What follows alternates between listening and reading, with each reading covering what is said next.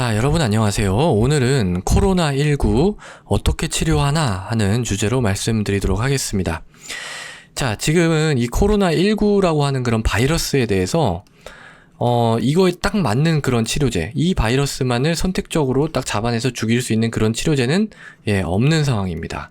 그래서 이 기본적인 원칙은요, 대증치료입니다. 대증치료.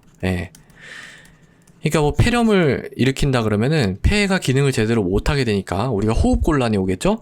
그럼 호흡곤란이 오면은 그 호흡을 조금 더 잘할 수 있도록 도와주는 거죠. 그러니까 산소를 드린다든지 본인이 호흡을 제대로 할 수 없으면은 기계 환기, 벤틸레이터라고 하는데 그걸 이제 인위적으로 달아서 기계가 좀 호흡을 도와줄 수 있도록 만들어주는 그런 부분이죠. 이 기계 환기까지 가면 이제 중증입니다. 이거는 중환자실에서 할 수 있는 부분이고요. 또 이제 열이 나면은 그 염증이 심하면 그런 열과 염증에 대한 치료, 이런 것들을 병행하면서 이제 이런 2차 감염 같은 어떤 세균이 추가적으로 감염이 될 수 있는 부분들이 또 있거든요. 그래서 그런 부분들을 막으면서 우리가 시간을 버는 그런 치료를 하는 겁니다. 그렇지만 우리가 이거는 사실은 조금 소극적인 그런 모습이라고 볼 수가 있겠죠. 그냥 조금 이 코로나 바이러스가 알아서 몸 안에서 잠잠해질 때까지 그런 기다리는 그런 치료라고 할 수가 있겠는데요. 그렇지 말고 조금 더 적극적인 그런 치료는 없느냐? 사실은 아직까지는 아까 제가 처음에 말씀드렸던 것처럼 없다고 보는 게 맞습니다. 하지만 넋놓고 보고 있을 수만은 없으니까 여러 가지 그런 시도들이 있습니다. 시도들. 그래서 오늘은 그 시도들을 좀 정리를 해서 말씀드리려고 하는 건데요. 자, 첫 번째는 뭐냐면 이런 치료제가 있어요. 칼레트라. 그냥 한국말로 적을게요. 칼레트라라고 하는 치료제가 있는데 이게 이제 뭐냐면 로피나비어 복합제입니다. 로피나비어하고 리토나비어 라고 하는 그런 약의 복합제인데요. 이 로피나비어라고 하는 약이 바로 HIV 바이러스 있죠? 얘의 치료제입니다. 그러니까 이 HIV 바이러스가 프로티에이즈, 그러니까 이 프로테인 분해 효소, 단백질 분해 효소가 있는데 얘가 이제 바이러스의 생성에 되게 중요한 역할을 하거든요.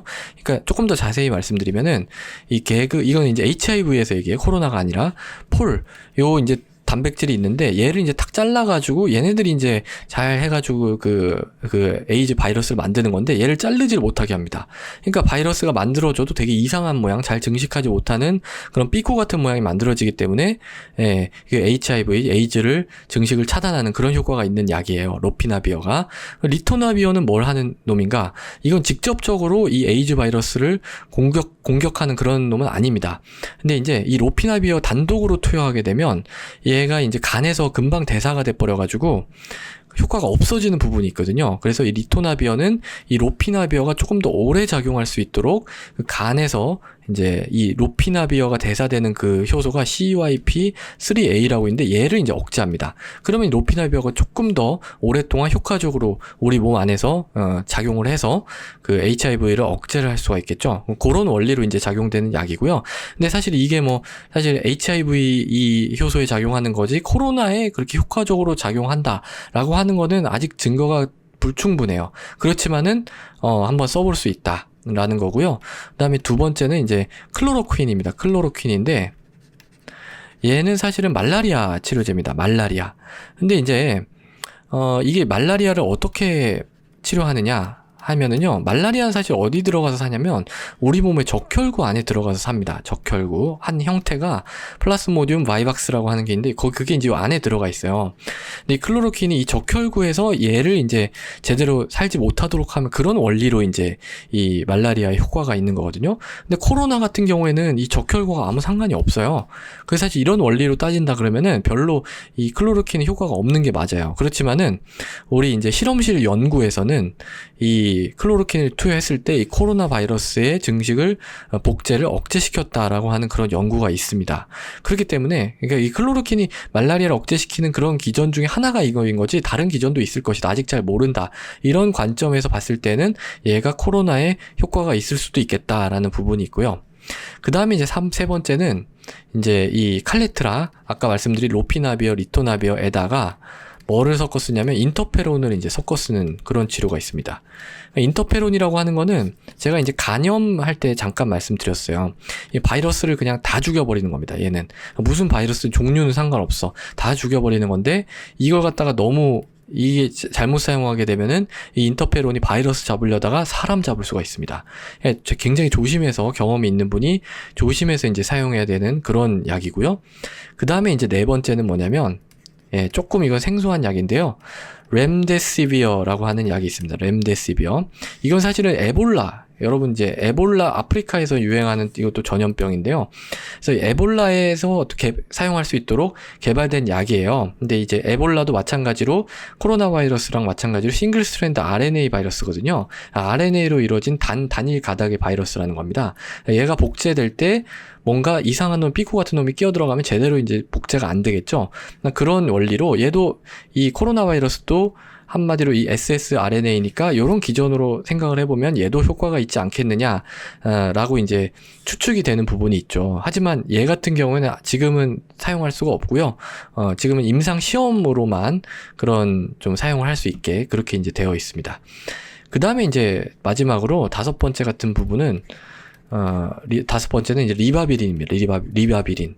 요건 아마 그 의학 공부하신 분들이면 좀 익숙한 약인데요. 왜냐면 옛날에 이제 만성 C형 간염 치료제로 사용되었던 그런 약입니다. 만성 C형 간염 지금은 이제 완전히 바뀌었는데 옛날에는 페그 인터페론 알파, 여기 말씀드린 인터페론의 거의 형제격되는 그런 약이라고 보시면 됩니다. 그래서 그 페그 인터페론 알파라고 하는 약과 함께 리바비린을 쓰는 것이 표준 치료였습니다.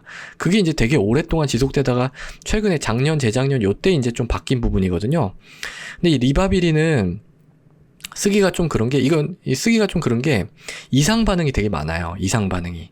그러니까 빈혈이 생길 수도 있고, 또 이제 이게 왜 그러냐면 옛날에 이제 C형 간염 치료할 때 페그 인터페론 알파와 함께 사용이 되다 보니까 이 두 개의 이 이상 부작용이 짬뽕으로 나타나서 좀 이상 반응이 좀 많은 것처럼 그렇게 보여주는 부분도 있습니다. 제가 한번 얘기를 해보면 뭐 두통, 열나거나 근육통, 근육 경직, 관절통, 오심, 식욕부진, 체중 감소, 설사, 탈모, 피부 발진, 가려움증, 주사부위 염증, 호흡곤란 다 너무 많아요. 그래서 얘 같은 경우에는 그렇게 마음 놓고 사용하기에는 조금 꺼려지는 그런 측면이 있는 겁니다. 자, 그래서 한 요 정도 약이 조금 우리가 시도해 볼 수 있는 약이 되겠는데요. 하지만 기본적인 골격은 얘네들이 아니라 대증치료, 이렇게 좀 이 코로나 바이러스가 잠잠해질 때까지 시간을 버는 그런 치료가 기본이 되고요. 요런 치료들은 메인이 아니고 한번 시도해 볼 수 있는 그런 치료라는 점을 다시 한번 말씀을 드립니다. 자, 그래서 오늘은 코로나19 어떻게 치료하나에 대해서 말씀드렸습니다. 오늘도 경청해 주셔서 감사합니다.